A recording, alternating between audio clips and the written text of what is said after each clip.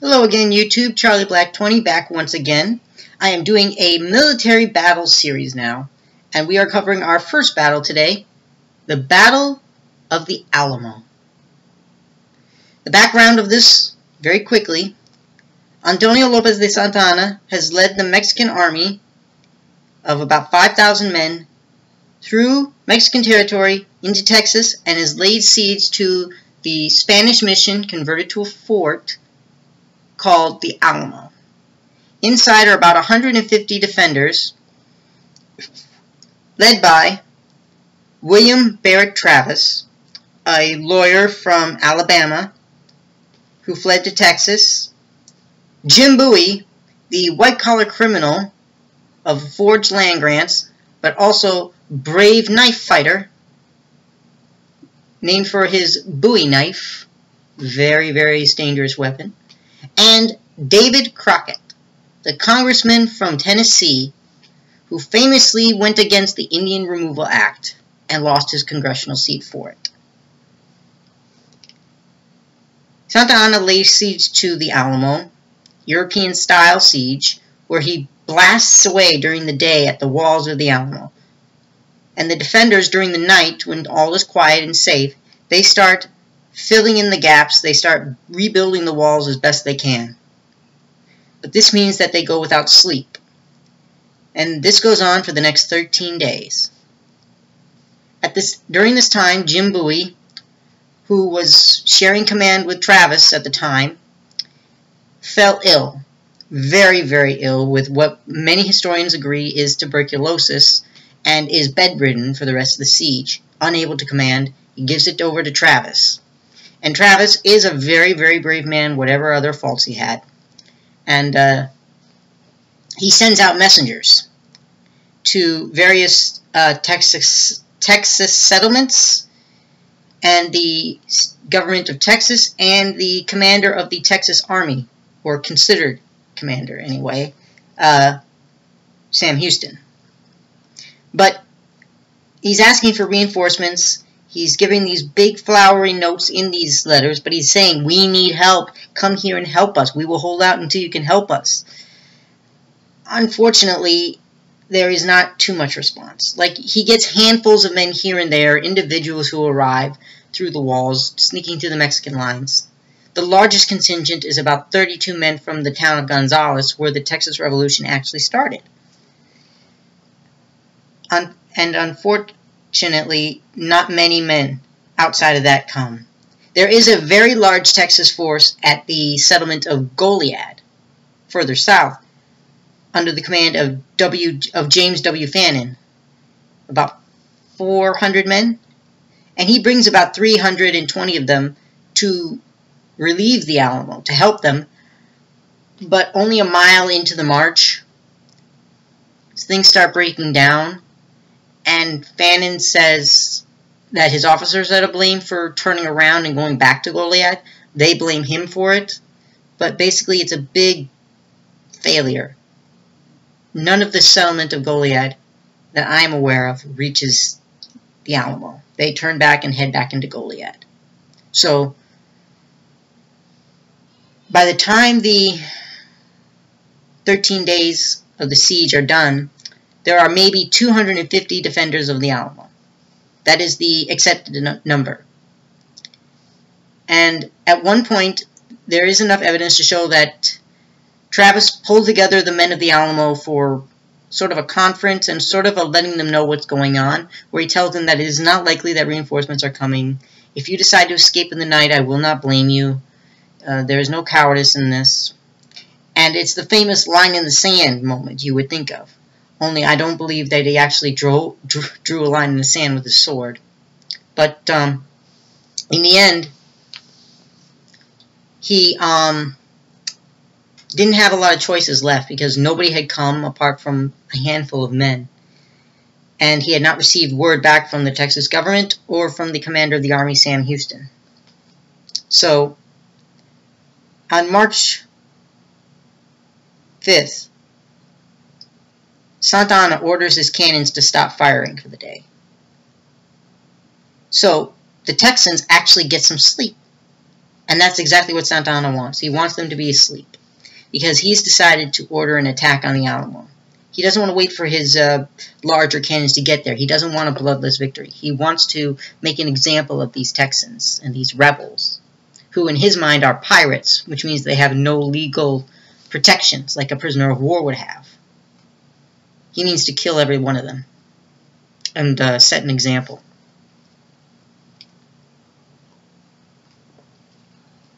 So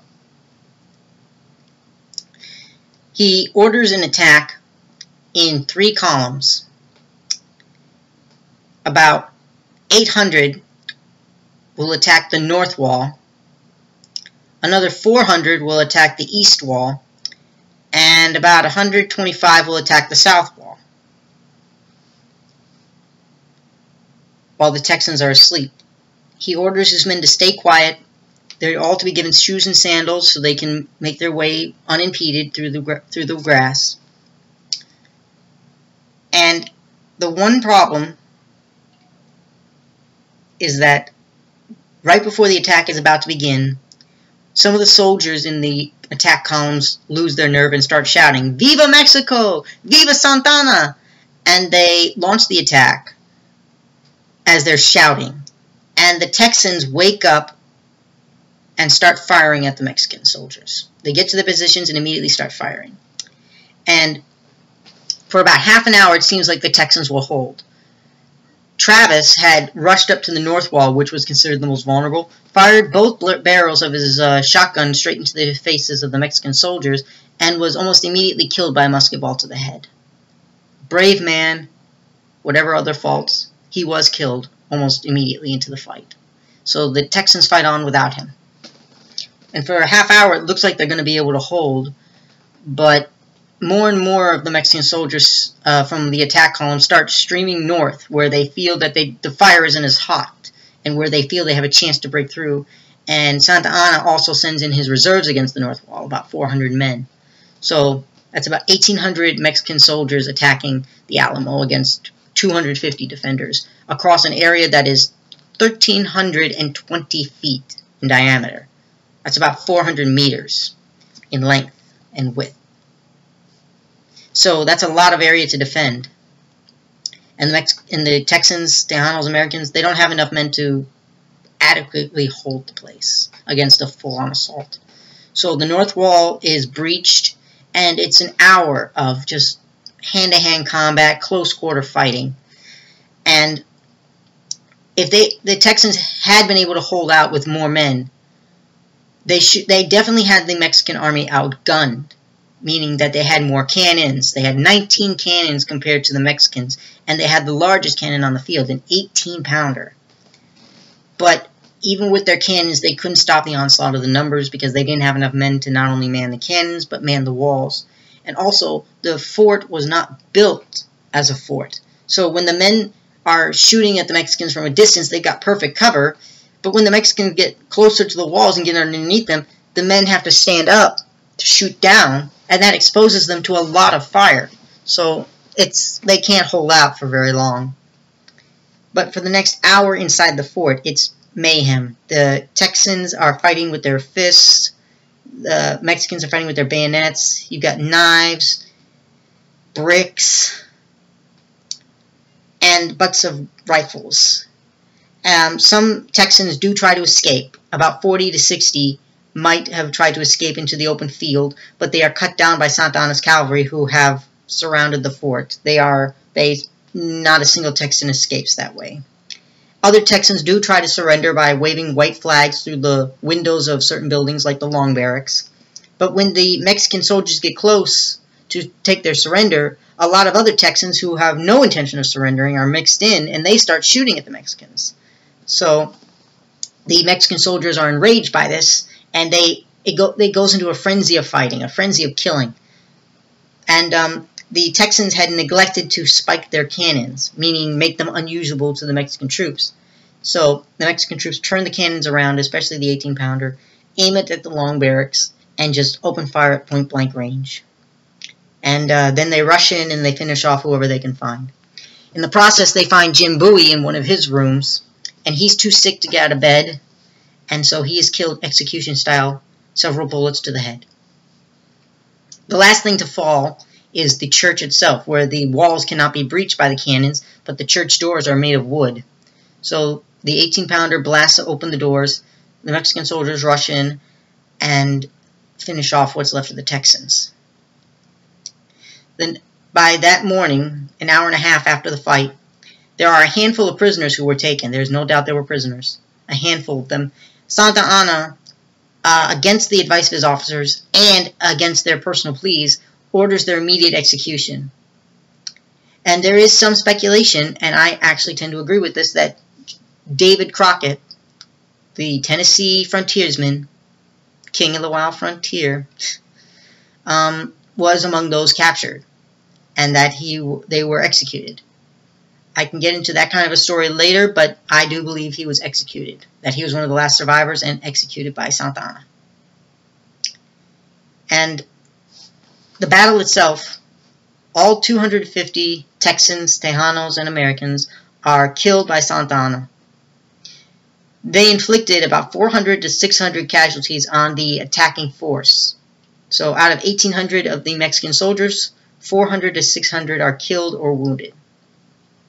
That's about a third of the assault force, which seems a little high to some, but I think given the amount of cannons and the amount of rifles the Texans had, as well as the fact that they did repel the southern side, shows that they did do a fair amount of damage. Not to mention the loss of the element of surprise did hurt Santa Anna's army. And one of the something that people overlook about the Mexican army at this point, it's not just conscripts. It's not just a bunch of raw boys carrying guns. The army has a lot of professionalism, particularly among its officers.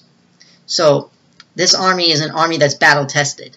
They understand how to fight, even if they don't want to be there. So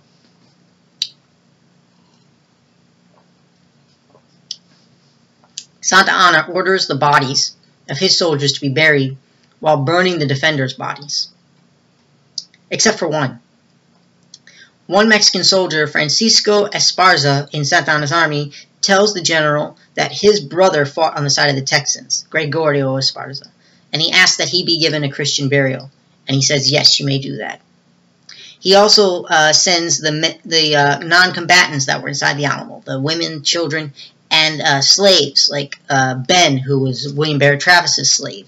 He sends them back to the Texas settlements under protection, and also gives them blankets and a little bit of money, and tells them to spread the story of what happened at the Alamo, that he will spare no pirates, he will burn as he goes, and he's intending to send an example to the Texas government and to the Texas fighters that if they don't give up or get out of Texas, this is the fate that befalls them. But instead of scaring the populace and causing them to give up, it actually enrages them and solidifies them together in a way that Santa Anna had not predicted. And so it leads to the Goliad massacre, which then also is combined with the Alamo, and not a single Texan doesn't have a person not a single Texan doesn't have a family member or a friend who wasn't at the Alamo or at Goliad, so they're thirsty for revenge. And so it leads to the Santa Anna dividing his forces to try and catch the Texas government and the Texas army. He fails to catch the Texas government before they escape, but he runs into Sam Houston's army, and what ensues is a massacre. One of Santa Anna's columns that he's leading himself is destroyed by the Texas army, and the next day Santa Anna himself, in a private's uniform, is captured by Sam Houston, and he agrees in exchange for his own life to sign over the Mexican claims to Texas, which of course the Mexican government does not accept. And he also orders his other generals of the armies to stop and withdraw to the Mexican border of the Rio Grande. And politically, this is a very dicey thing to do, but they do obey this because they are not sure what can happen if they don't. So, Texas gains its independence on April 21st after the Battle of San Jacinto, where Santa Anna is captured. And for the next 9 or 10 years, the Texas Republic is born, the Lone Star State, the Lone Star Republic. Its first full president is Sam Houston, of course, and the bones of the defenders of the Alamo are buried by Juan Seguin, who had been at the Alamo but had left as a messenger to Sam Houston and had been ordered to stay. He buries his comrades in a coffin, and that coffin is now lost to us. We have no idea where it is. So, in 1845, Texas is annexed by the United States, and Santa Anna returns to Mexico to lead the Mexican army against the Americans, but he loses every single battle he participates in, and Mexico City is forced to surrender and sign over their claims to Texas, New Mexico, and California in 1848 in the Treaty of Guadalupe Hidalgo, and they are paid $15 million for the territories. Santa Anna goes into exile again and dies penniless at the age of 83. The Alamo defenders are inscribed on a plaque. We know the names of about 189 of them. The others are nameless to us, but they are no less heroes than those that did fight. And so the Alamo is seen as a great last stand of American history, as a fight against tyranny, as a fight for freedom, as a fight of good versus evil. Now, as a historian / amateur history buff, it's way more nuanced than that, it's way more detailed than that, and it's way more gray than that. That will be a discussion for another day in another video, but I hope you enjoyed this one, and please take care. Goodbye.